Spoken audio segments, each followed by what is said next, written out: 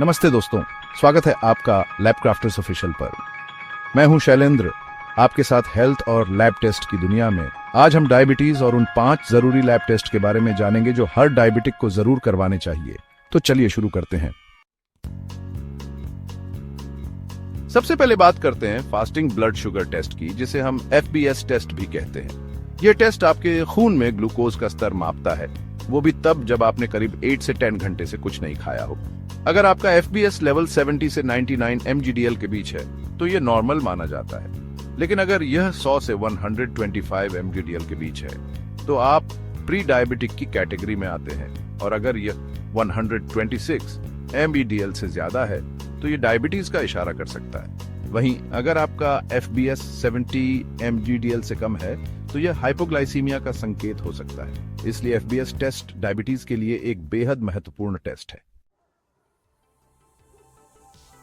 अब बात करते हैं HbA1c टेस्ट की, जिसे ग्लाइकेटेड हीमोग्लोबिन टेस्ट भी कहा जाता है। यह टेस्ट हमें पिछले 2 से 3 महीनों का औसतन ब्लड शुगर लेवल बताता है। अगर आपका HbA1c लेवल 5.7% से कम है तो यह नॉर्मल माना जाता है, लेकिन अगर यह 5.7 से 6.4% के बीच है तो यह प्री डायबिटीज का संकेत हो सकता है, और अगर यह 6.5% या इससे ज्यादा है तो यह डायबिटीज की पुष्टि करता है। HbA1c टेस्ट इसलिए जरूरी है क्योंकि यह हमें यह समझने में मदद करता है कि लंबे समय से हमारा ब्लड शुगर कैसे कंट्रोल में है। इससे हमें यह भी पता चलता है कि हमारी डायबिटीज की दवाइयां या जीवन शैली में बदलाव कितने असरदार हो रहे हैं। अब बात करते हैं पोस्टप्रांडियल ब्लड शुगर टेस्ट की, जिसे हम PPBS टेस्ट भी कहते हैं। यह टेस्ट खाना खाने के 2 घंटे बाद आपके ब्लड शुगर लेवल की जानकारी देता है।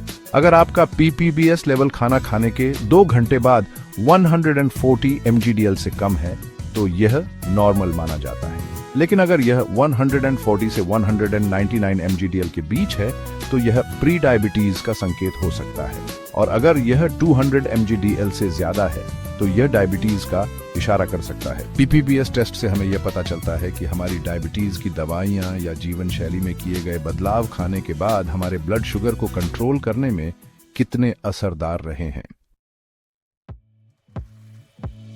दोस्तों, डायबिटीज सिर्फ ब्लड शुगर की बीमारी नहीं है, बल्कि यह शरीर के अन्य अंगों को भी प्रभावित कर सकती है, जिसमें किडनी भी शामिल है। डायबिटीज के कारण किडनी को नुकसान पहुंच सकता है, जिसे डायबिटिक नेफ्रोपैथी कहा जाता है।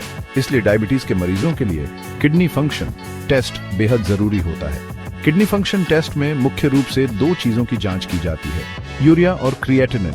अगर किडनी ठीक से काम नहीं कर रही होती है तो ब्लड में यूरिया और क्रिएटिनिन का लेवल BRH जाता है।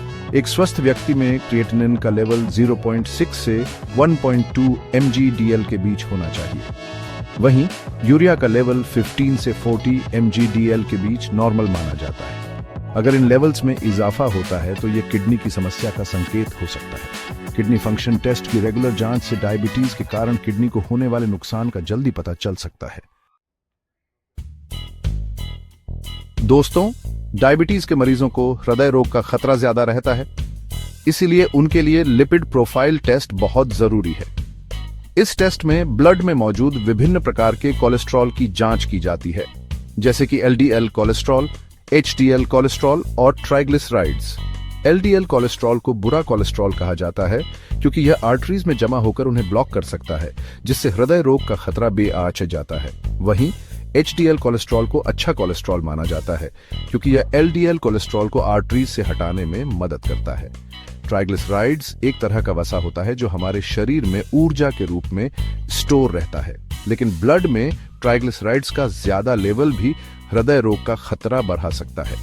एक स्वस्थ व्यक्ति में LDL कोलेस्ट्रॉल का लेवल 100 mgdl से कम, HDL कोलेस्ट्रॉल का लेवल 40 mgdl से कम और ट्राइग्लिसराइड्स का लेवल 150 mgdl से कम होना चाहिए। डायबिटीज के मरीजों को अपने लिपिड प्रोफाइल की रेगुलर जांच जरूर करवानी चाहिए ताकि हृदय रोग के खतरे को कम किया जा सके।